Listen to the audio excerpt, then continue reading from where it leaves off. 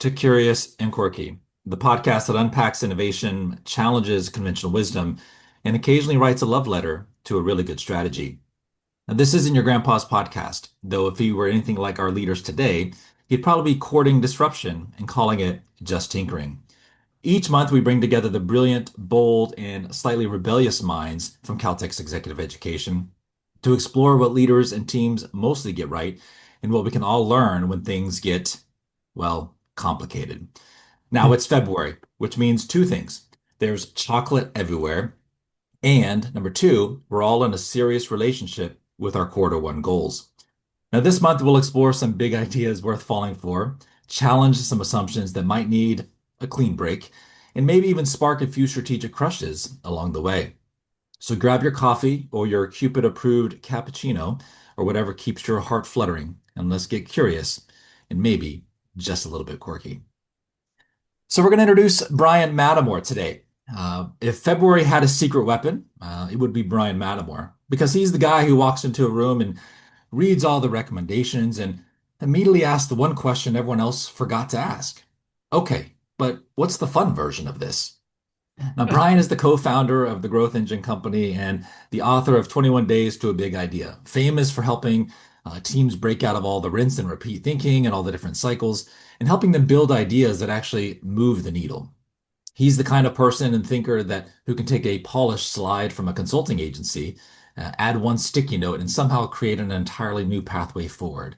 Today, Brian's discussing creative ways to supplement several of Boston Consulting Group's recommendations for leading a more resilient organization, not because BCG is wrong, but because Brian refuses to let a good idea stay lonely. Ladies and gentlemen, Brian Mattamore. Hey, Tim, thank you. I was curious what I would say when I walked into a room, and I liked it. I would say it was, how can we make this more fun? So thank you for that. Yeah, I do want to talk. I want to sort of, ground this in a BCG study. Some couple of thoughts about innovation. You may or may not know, but for the last 20 years, BCG has been studying the most innovative organizations on the planet, identifying different, trends and best practices, right? And this year was really interesting. Of the 2025 companies they studied, they had 10 people working on this study, right? And by the way, they titled this study "In Disruptive Times, the Resilient Win." Right. And so once you get through all the charts and graphs that, they're known for, it was the last few pages that I found most interesting, which was what? Okay, we get it. We're just being disruptive, but what do we go do? Right? How do we become more resilient? And so that's what I want to talk about. Now, in the study, to their credit, they focused pretty much in depth on one thing, which was scenario planning. And some of us are not as big of fans of that as others, but it is an important creative tool, strategic tool. You may or may not know the 1991 bestseller, The Art of the Long View by Peter Schwartz. Interesting, and that was all about scenario planning that came out of the work at Shell. Interesting, the subtitle for The Art of the Long View is Planning for the Future in Uncertain Times. Okay, so here we are. All right. So what's the deal with scenario planning, right? It's pretty straightforward, actually. You look at your competitors, figure out what they're going to do. You look at trends, the competitive environment, trends, your core competencies, and try to figure out what scenarios might occur in the world because you can't predict the future, right? So you have to predict several different futures and then be ready with plans and strategies when one or more of those futures occurs, right? So that's scenario planning. And, in the BCG article, it's fine. They talk about questioning assumptions and make sure you know your strategy and have in-depth profiles of your competitors. All that's good, right? So we've added a wrinkle to that. And the wrinkle is what we call now Well, before I mention the wrinkle, let me let me tell you what I'm wrinkling. A close cousin of scenario planning, right, is what? Wargaming. And wargaming also has been around for hundreds of years on Clausewitz, et cetera, et cetera.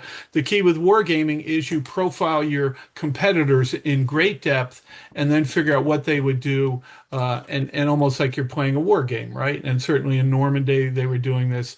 The Germans, by the way, the Germans were scenario or wargaming, that the Allies would, the night before it happened, that the Allies would attack in Normandy, just so you know, and miss that boat on that. Anyway, so the key here is, in wargaming, you do in-depth profiles of potential competitors. You can look at analyst reports and et cetera, annual plans. It's amazing what you can learn when you go out and really try to understand who your competitors are and what they're doing. So, what is disruptive wargaming? The example I'll give is VSP. We did some work with them. They're the largest vision care insurance company in the country, and so we had them profiling their direct competitors like Luxottica and Essilor, of course, and we had teams working on those. What's the disruptive part? We also had teams role playing Amazon and Walmart, for instance. Okay. Now, why would you do that? The reason you would do that, really two reasons. One, if Amazon enters the world of vision care insurance, oh my gosh, you may have a real problem. Same with Walmart. Walmart has what, 100 million people going through their doors each week? Oh my gosh. And so one of the reasons is to be ready for potential disruptors. The likelihood of that happening is probably low. It could happen. The more valuable part of this, though, is when you play those possible disruptors, you come up with all kinds of new business models, strategies, approaches that you would not get just by playing your direct competitors. And so that's a very important thing we did.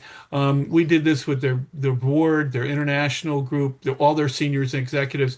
And a couple of the outcomes of that, which were really kind of great. Number one is it creates a certain humility amongst particularly the sales force. They had had a record year, and try to get a sales force to change when they've had a record year. Good luck with that, right? But once they were role playing what these potential threats, they realized they really had to up their game. That was one thing. The other really great thing was they anticipated an acquisition from a competitor that could be tremendously disruptive to their organization. This actually happened 6 months later, but because they role played, they were ready for it. Okay, so that's disruptive wargaming. The other thing I want to share with you in terms of how we want to be more resilient, my premise is that in the future, the companies that can come up with more ideas better and faster, both from an ideation standpoint, but from an innovation standpoint, in terms of manifesting these things, its ability to come up with these ideas, right? And so, how do you do that quicker, better, faster, right?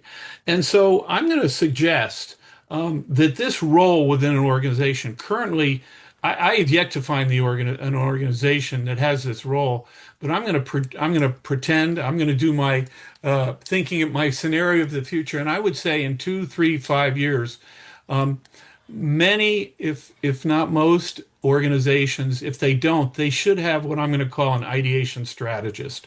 So this is a person that here are some of the qualities of the future ideation strategist. They should be intimately familiar with the dozens and dozens of idea generation techniques that we use every day. And by the way, I'm going to be heading to Caltech on Sunday to work with some technology people to do that. And several of the people on this call are also going to be part of that session during the whole week to work with these technologists to think about the future. Okay, so number one, they have to understand in an in-depth way ideation processes, right? That's number one. And number two, a big part of this is they should know how to customize these with specific triggers for the different kinds of challenges, right? Because you have, growth challenges and let's say you have process challenges. If we look at those two categories, well, you want to use different techniques for each one. And then finally, within those, within a specific challenge, you want to be able to customize those with different stimuli and triggers. And now in the world of AI, this becomes even more important, right? So that's what I want to share with you. If you're looking for work, maybe create the idea of you want to be an head ideation strategist at an organization. You may be a little bit in the future here, but give it a shot. And the last thing I want to share is that this is a quote from the BCG report. Okay, it's toward the end of the report, and here it is. It says, "Disruption can be an opportunity. Don't waste it." All right. And so, in terms of not wasting it, I want to pass this on to Mary. Mary Abazia. Mary's a good friend. She used to live down the street from me in Connecticut, and she is our resident marketing expert in segmentation, but all facets of marketing. And she's worked with Caltech now probably twice as long as I have, but only half as long as Alan. So there you go. Mary, you're up. Yeah, Brian, thank you. It's always fun. I always learn something from you. So again, thank you.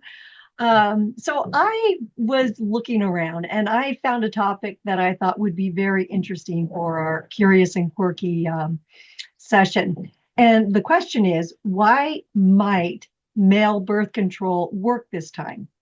So, and I think it also is highly relevant for companies that, have technical products. So, um, male birth control. So for decades, the idea of it was it would come, it would surface and then it would fade. And then the science recently has come about again, and there's pills, there's gels, there's implants. They're all advancing. And then one of the most promising is a hormone-free pill for men, and it's called YCT-529.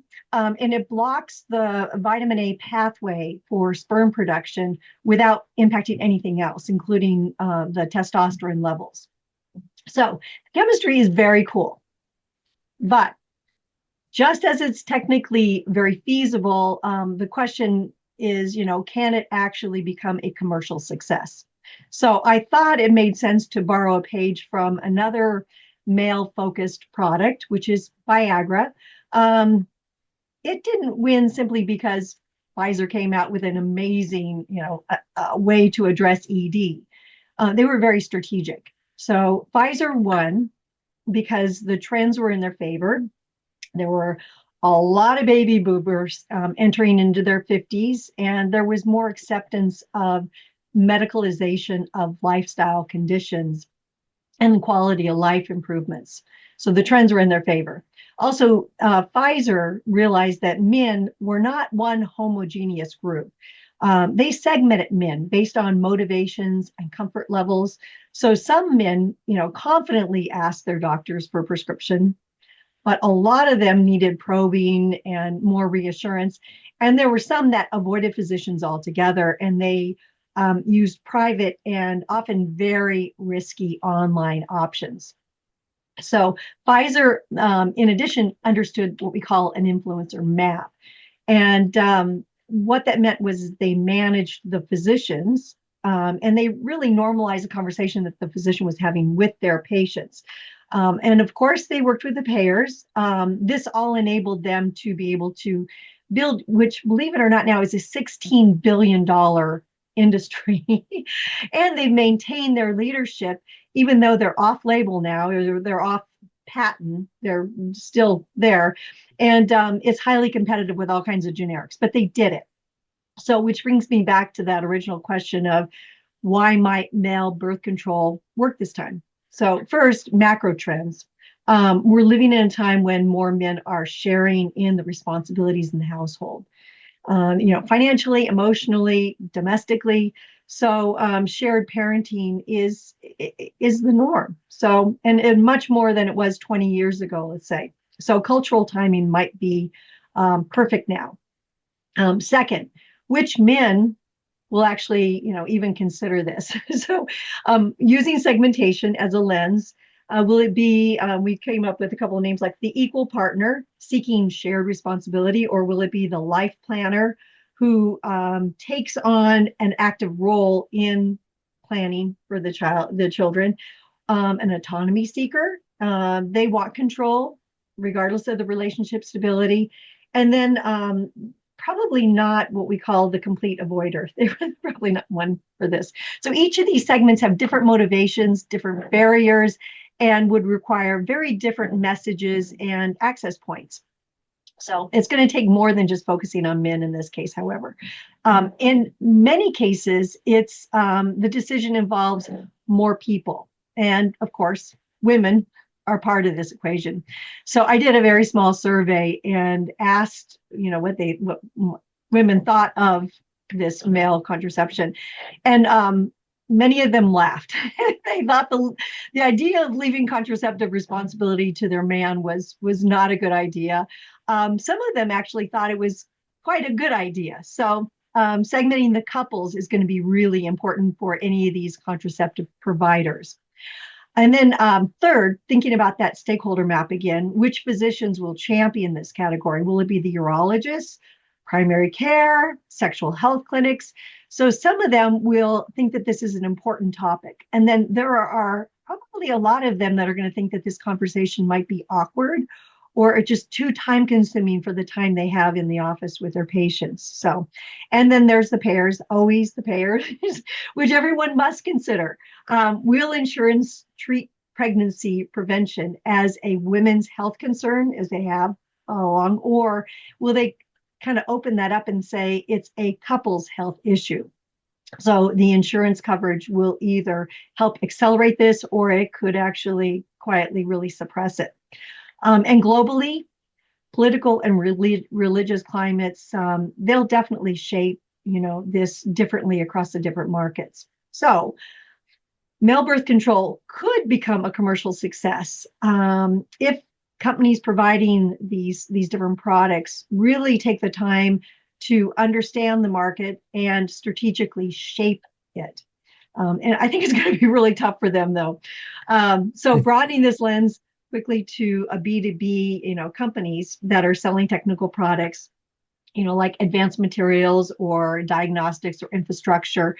One of my favorite quotes came from GE. It was an engineer, and he had taken our strategic class, and he came up to me afterwards. He was taller than me, and he said, "Mary," he said, "I can create anything." And he said, "But now that I think about trends and customer segments," he says, "I can really focus on things that are going to be a lot more viable commercially." So if you were considering developing just, a technical achievement, good luck. But if you really want to make it a commercial success, really, you need to ask yourself and your teams, do we understand the trends? Are there headwinds or tailwinds? Number two, who are those decision makers that, maybe individually or as a buying unit that we need to really consider and segment? And then third is that stakeholder map that we were talking about. Who's going to influence the decision, who can either help access or block that access. So with that in mind, speaking of GE, I met a very dear friend. She was my client, and now she's my colleague, Ginny Ertl. If there's anything you ever want to know about change management or leadership, or just you want a good laugh, Ginny is the person to talk to. Ginny? Thank you, Mary. And that is certainly a hard act to follow. And really very provocative, I must say. I'm looking at the faces of the gentlemen on this call. It was quite interesting. So for me, in January, Harvard Business Review published a study which addresses the issue of something called work slop. And I find this term work slop to be very curious and, sought to understand it a bit more. What does it mean? Well, this is how the authors of this study describe it, and I'm quoting the study. As AI tools have proliferated in the workplace and pressure to use them as mounted, employees have had to contend with the scourge of work slop, which is low effort, AI generated work that looks plausibly polished, but ends up wasting time and effort as it offloads cognitive work onto the recipient. For the person on the receiving end, it can be a confusing, infuriating experience. So what would some examples of work slop be? So the study is very specific about this and gives a few examples.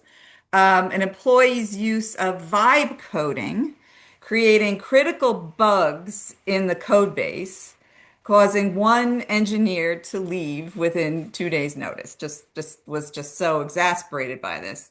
Another example, a qualitative engineer felt gaslit and angry after their manager put their research findings into ChatGPT to generate tables in a discussion section.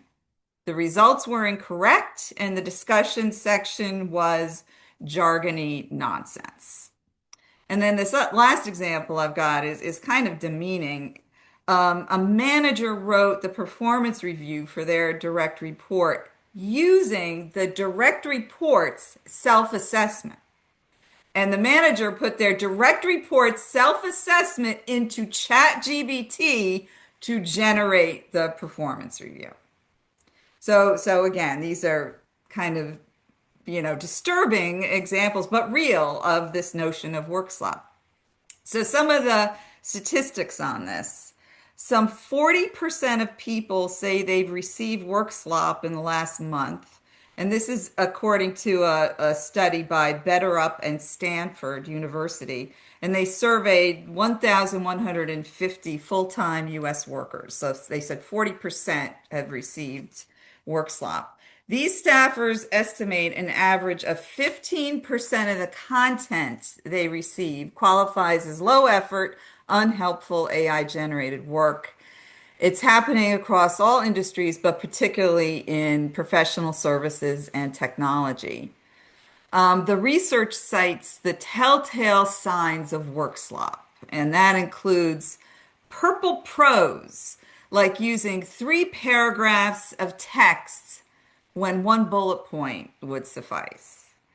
The study goes on to say it may appear in different forms from bad code to decks with incomplete information or just strangely worded emails, but it all has the same effect of adding work onto the recipient to make sense of it all. Ultimately, it can erode trust and productivity. So that's what this study is telling us. So my question is, are we surprised by this? I think it's obvious the consequence of work slop. I think the productivity is obvious, the kind of erosion of that. With AI, a subpar work product can be created with great speed and little effort, and then be handed off to a teammate or manager who will have to spend a lot of time reworking it. The less obvious and more serious consequence of work slop is the erosion of trust and the overall negative impact on human relationships. Because team members on the receiving end resent the effort needed to rework the work slop and question the intelligence, commitment, and trustworthiness of the sender. So, where's the breakdown, and can this be fixed? Well, breakdowns with management and, of course, the lack of change leadership.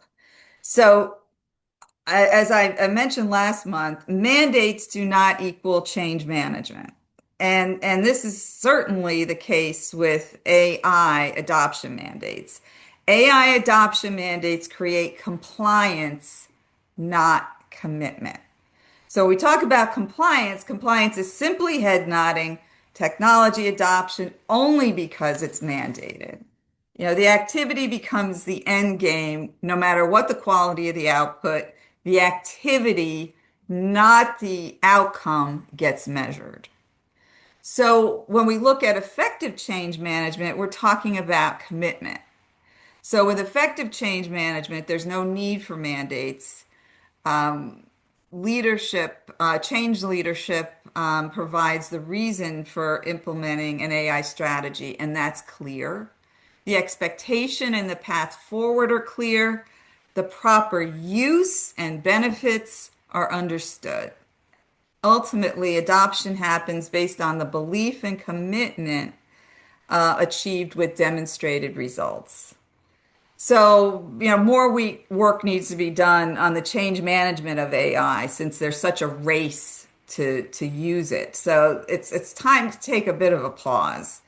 The impatience to implement AI without doing the upfront change work, that's going to result in slower implementation in the long term, not to mention the slop to be cleaned up in the short term. So I did a bit of an experiment. I asked ChatGPT to define work slop. So ChatGPT came back, and the primary definition that it gave me was it's a typo for workshop. And then the secondary answer was it got a little closer. It said, well, it's internet slang, but it's rare, and it combines work plus slop.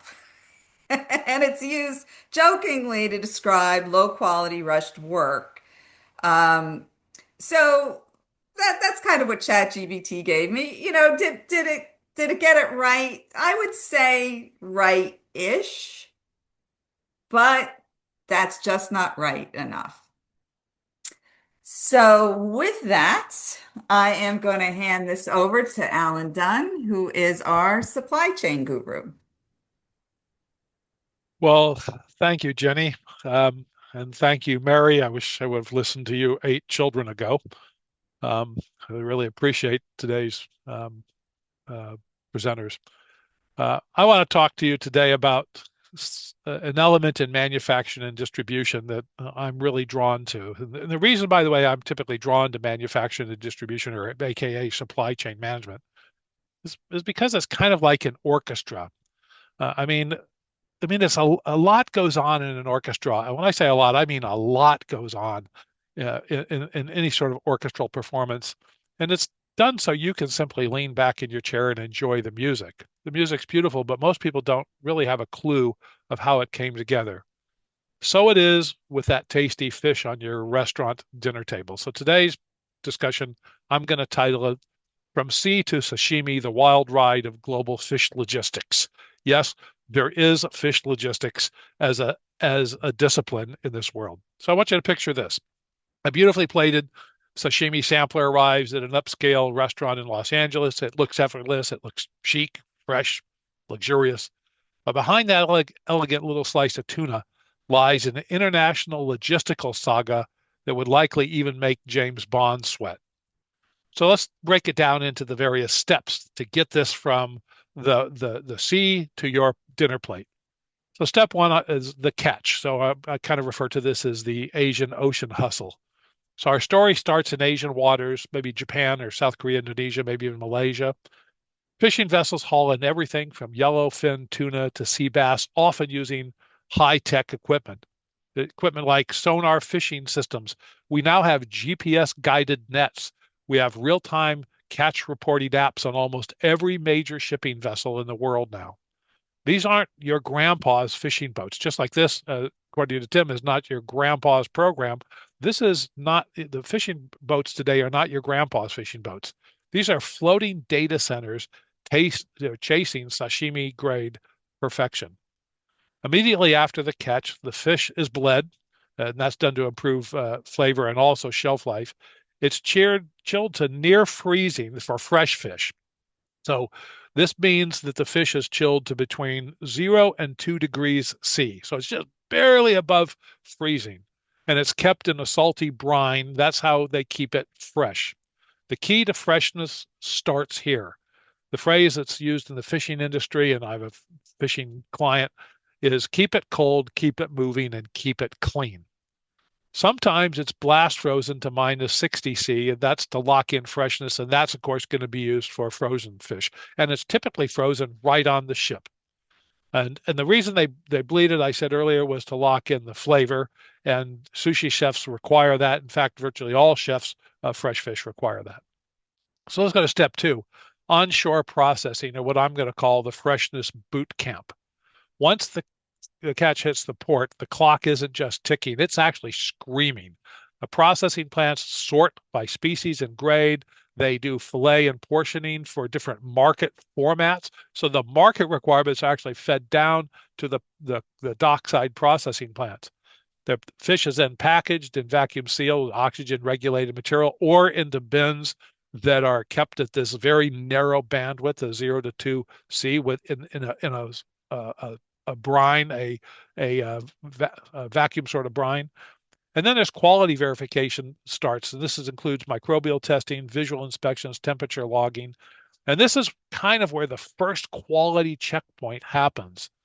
So in any sort of food processing plant or any sort of pharmaceutical or nutraceutical plant, there's always these mandated requirements. And the most important are what are referred to as hazards analysis and critical control points, what everybody calls HACCP controls. This is really trying to understand every possible way that fish could be contaminated and being able to adjust for it. There's also mercury and pathogen testing, not on some fish, but on 100% of the fish coming into the U.S. And the larger fish, particularly the fish that are headed to the sushi auctions, are going to all have RFID tagging for traceability. I want you to think of this as kind of airport security for fish, just without a whole lot of conveyor belts, and the shoes get to stay on for the processors. Step 3 is the cold chain transport, probably the most important part of fish logistics. I call this the time where the chill never stops. The fish enters this sacred cold chain, which has to stay unbroken from Asia all the way to the restaurant in LA. The key technologies for the frozen fish are the refrigerated shipping containers, which maintain strict temperature ranges, the Internet of Things or IoT temperature sensors now virtually on every container and every chilled tray and every chilled transport device that transports or transmits live data back to logistical teams. Shock and vibration monitors on virtually every shipping container, whether it's fresh or frozen fish today, because it turns out if you knock these containers and the fish around, you bruise them, and if that happens, the value of that fish goes down. And then, of course, increasingly are using blockchain traceability. About half of the fish now in the world, thanks to IBM's blockchain in food and fish processing technology that they've created, virtually half of the fish now, and in 5 years will be all of the fish, will be traceable all the way from that fish on your dinner plate all the way to the coordinates of where it was caught in the world and every single person and process and ship and machine that touched it since then. If the fish's temperature, by the way, rises too high with all this telemetry, the restaurants won't want that. As one restaurateur told me, said that nobody wants room temp tuna surprise on the specials board. So then there's transit methods. And the transit methods are typically air freight. So virtually all fresh fish comes in via air freight. If you go to Los Angeles International Airport at about 1 to 4 o'clock in the morning, you'll just see all kinds of cargo planes coming in, and they can literally have nothing but fish on some of them. By the way, here's a fun fact. A single 747 of fresh fish is typically, the cargo is worth more than the plane that's carrying it. The cargo is actually, in a sense, fancier and more important than passengers, which is why that's such a great business to be in, better than being in the commercial passenger airline business. The air freights, of course, used for premium fresh fish, and the reefers are used for frozen products on shipboards. Then it gets to step 4, which is the import and inspection. And this is where the government comes in, or what I call America's fish gatekeepers. When it arrives at LA International Airport, this triggers a whole series of FDA approval processes. It's kind of a ritual known as, I call it, let's make absolutely sure this fish won't kill anyone. It includes customs documentation, FDA inspection, and potential lab testing on site. There's labs, actually portable labs on site at LAX and every major airport. Verification of where it was caught, the harvest location, all kinds of sustainability certs, and also all the pathogen logs that started all the way back at the ship that are now electronically available to the FDA inspectors. Remember, I talked about those IoT sensors earlier? All that history, all that temperature history moves along digitally with the fish. And so now the FDA can do temperature audits on all the containers or all the fresh fish containers, the ones with the salt brine in it.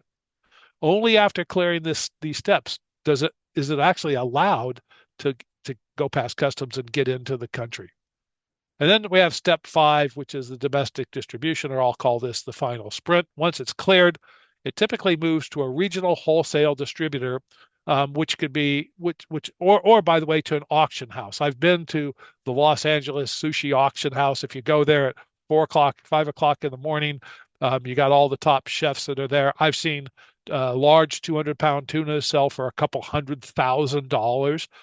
This is a really interesting process. A lot of the fish goes to a regional wholesale distributor, which resorts it, re-ices it at that point for the fresh fish, packages it for particular specification, and then puts it on refrigerated trucks for that last mile. And all the telemetry goes along with that. Quality assurance, of course, continues with all the temperature logs, the lot codes, and all the moves with the fish. Also, there's handling by seafood staff all along the way. Nobody can touch fish unless they've passed a certification process, and that starts all the way back to the boat, whether it's in Vietnam or off the coast of Taiwan or anywhere. By this point, the fish has been inspected, as I like to say, more times than a Beverly Hills facelift. At this point in time, there's been at least 75 inspections of the average fish before. I mean, and I'm not kidding you, about 75 different inspection individuals or processes have happened. Step 6, the restaurant, which is showtime. This upscale restaurant, the pristine food arrives, and it's typically arrives within 24 to 48 hours of it being caught. Everything I just described happens in that 24 to 48 hours. The final step, of course, is the chef typically inspects it for texture, color, smell, and temperature, and then it's stored in specialized low temperature coolers, again, keeping it 0 to 2C, and then they serve it with the artistry that they typically express in those kinds of restaurants. Your plate arrives, you take a bite, it tastes fresh, but what you're actually tasting is a perfectly orchestrated global supply chain. So what makes all this possible? Just to summarize, cold chain technology, which has been developing for 75 years in North America, which includes the reefer containers, these precision 0 to 2 degree C cooling containers, temperature trackers, and now IoT sensors. This is the heart and soul of what makes this possible. The airlines, the import agents, and the shipping lines make it very possible. The data-driven QA systems that are digitally possible and digitally expressed through HACCP and blockchain and RFID technologies. And then, of course, the culture of what I call screaming speed and precision is important because fresh fish waits for no one. Fish logistics, it turns out, is actually mostly science. There's some art, and it's also a high stakes international thriller. Also, you can say, wow, this sashimi is incredible. And that's a little bit about fish logistics. Now I'd like to turn it over to our introspective presenter, Tim Boyd, who gets us to think about ourselves in incredible ways. I've never listened to him without kind of rocking back in my chair, holding my chin and going, wow, that's an epiphany. Tim, take it away. Thanks, Alan. I appreciate that. And I now have a reformed perspective and appreciation for ordering fish at a restaurant now. So I think I'll have to think about that very differently along the way. Thanks, Alan. So over the holiday break, I had a really deep conversation with my brother about value. We talked about customer trust, all while we were eating a hot dog. $1.50. It's hard to think about what you can get for that these days. And I think I bought a bag of chips at a PTA bake sale yesterday for $1, I think. So close enough, right? But $1.50 for a hot dog and a soda since the 1980s.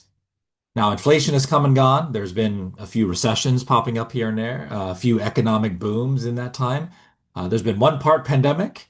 And just for funsies, there's been a little bit of supply chain chaos, as Alan typically alludes to along the way.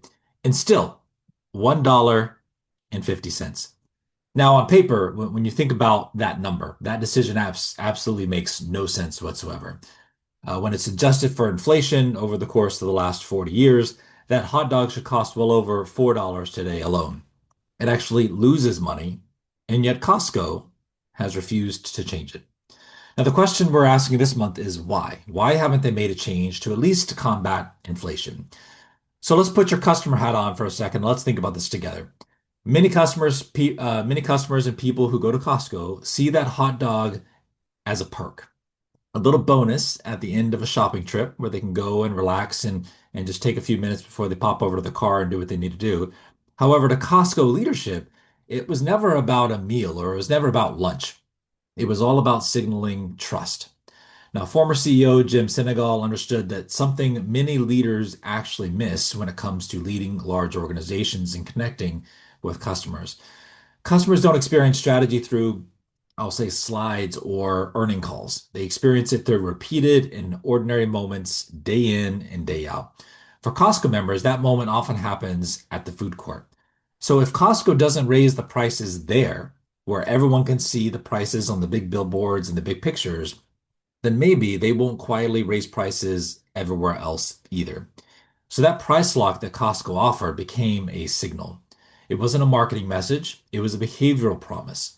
Now, there's a famous story inside Costco leadership circles where when inflation pressures were mounting, this is about 10 years ago or so, someone suggested raising the price of the hot dog.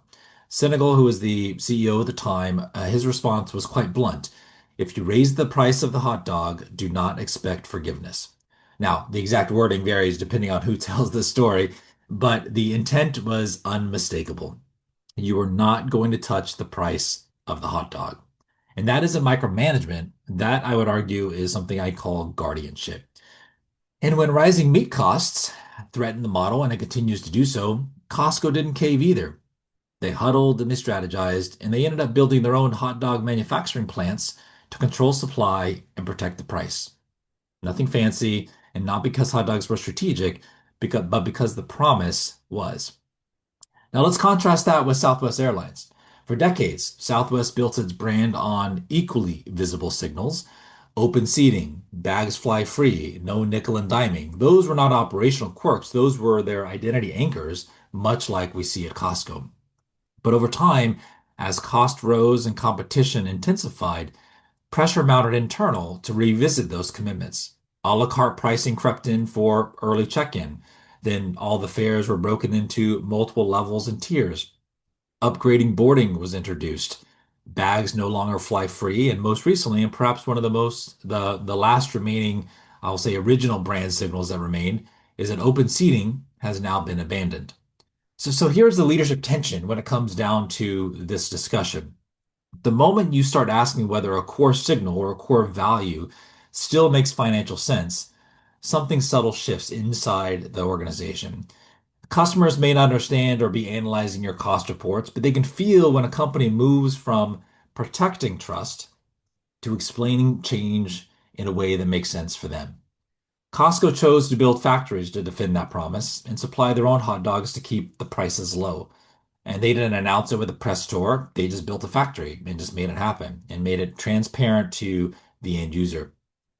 And many organizations choose to adjust that promise to defend the margin. And that difference, I think, really matters when it comes to hard times and just connecting with people on a one-on-one basis. Because Costco doesn't really make its profit on hot dogs. When you think about it, Costco makes its profit on membership. People renew because they trust the system, and that trust shows up in all the renewal rates, north of about 90%. And it shows up in all the members who walk in assuming the value is still there and it still exists before they even look at the price tag. That's something you just can't buy, but that is a strategic shift and something they've invested in for the last 30 or 40 years and really, really manufactured that. The hot dog specifically anchors that belief emotionally, and it tells members, we will not win at your expense. So here are some things we can take away from today. Some decisions are not always about financials. Sometimes they're symbolic and sometimes they have to maintain. Culture isn't always about what you say, it's what you protect under pressure. And great leaders understand what I'll call secondary and tertiary order effects. If you raise the hot dog price, you're not just changing a line item in a budget somewhere and saving money. You weaken a signal, you soften a promise, and you begin to introduce doubt into the customer base. And all my colleagues here have alluded to the fact that it's really hard to change and rebuild that trust once that doubt is now introduced. Costco has built an empire by playing that long game. They haven't been chasing quarterly optimization by holding the line, but they hold the line where those moments matter. So here's the question. What's the hot dog in your organization? You know, that small, visible promise that tells people who you really are and what you really stand for and what you're willing to fight for to support the customer. And when pressure shows up, when the market starts contracting and supply chain starts creeping up, as it always will, are you going to protect it or will you have to explain why you had to change it? Because in my perspective, leadership is rarely tested in the big decisions that everyone applauds. It's tested in the small day-to-day activities and day-to-day decisions that everyone thinks are negotiable. So with that, we'll bring everyone back to the table and have a good conversation. I wanted to start out with a couple thoughts here. I think, Alan, so many questions about this supply chain that you got going on. But one of the questions I had is you talked about the 75 gates and steps along the way. Some of those are with government organizations. So let's say, for example, I know within the last year, there's movement to restructure and I will say change the way the FDA operates in terms of reducing oversight and uh, turning more towards a reactive enforcement approach, basically making it less rigorous in their evaluation. So I guess how does that change this process? And is that just dumping more risk onto the end user and the final gate of that chain? Yeah, great question. The Just like in an airline where the airline, after they do maintenance, it has to be signed off by an FAA professional or an airline employee who's been appointed to act as an FAA official. And by the way, all the expectations on on a FAA professional goes with that mechanic. What the FDA wants to do and other regulatory agencies want to do is they want to have a fish logistics or a cold chain where the companies themselves can have people that are employed that have that inspection Mm, capability. In other words, take it out of government, put it in to the private sector. It's worked extremely well in the airlines, and the reason for that is the penalties for faking an inspection or fraudulently signing off on something are more than civil. They're mostly go with huge criminal penalties as well. And so mm, that's the same logic that's being applied in the cold chain world mm. or the perspective changes in the cold chain world. By the way, since this is all international, this is very tough. This is a whole lot easier to regulate it and regulate an airline maintenance than it is to regulate all the fingers that are Yeah, attached to the food logistics, fish yeah. logistics as well. Well, and I Okay. wanted to add to that. I was surprised when you described that Yeah. that they can actually people can afford to eat fish because Right. I know you said that one big fish is several thousands of dollars, but Yeah. the fact is this sounds like it's pretty much all international fish, that fresh fish.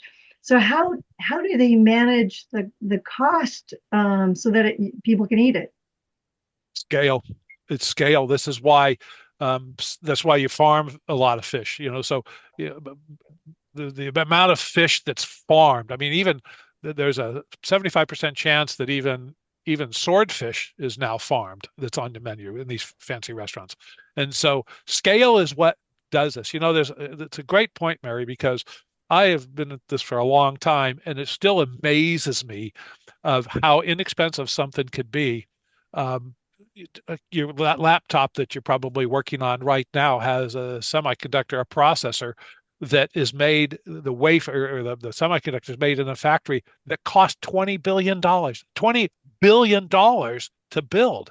And yet that processor is sold for maybe $300 to $400 and goes into a $1,000 to $2,000 laptop. So I got to tell you, I'm constantly amazed. The answer and the only answer is scale.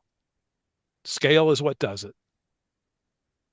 Yeah, and I'm particularly fascinated with the 24 to 48 hour cycle time. I mean, It is. when you talk about 75 inspections and the cycle time being that fast relative, that's just I've mind-boggling. I've looked at cold chain logs using a variety of tools. I've looked at cold chain logs in a restaurant in Los Angeles and found the name of the boat that caught it less than 48 hours ago in New Zealand.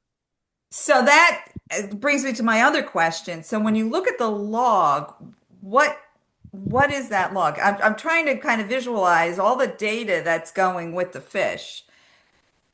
In what form is that data? Well, it's digital data, and it's not for 100% of the fish, but the major fish farms, though it is. So, and by the way, a fish farm is basically just a bay or an area where they've kind of cordoned it off, and they've got floating ponds inside the pond, if you will, and so they capture a lot of data, and it's in apps. I mean, the fish Okay. processing industry has been the first to adopt the concept of apps that can be the data can be transmitted. So it's the equivalent of looking if you've ever had to look at your IRS transcript. It's from the IRS where you can go into the IRS database and you can get your transcript that's basically a history of everything you've ever done with the IRS, every filing, everything. And it's the equivalent of that. You get where the fish was caught, the boat that caught it, the first inspectors, the temperature, all the temperature data in every step along Amazing. the way. In fact, there could be easily 200 to 300 data points, temperature data points in the last 48 hours that you see. And there's flags and stuff that tell you if it ever went above that temperature. So fresh fish is typically considered fresh for restaurants about 2 days. Wow. Legally, if it's kept between and salty, icy brine to 0 to 2 degrees centigrade, legally it's considered fresh up to about 7 days. And I, uh, and the quality degrades very little in that amount of time. I wonder if there's a story here for, the highest luxury restaurants to talk about.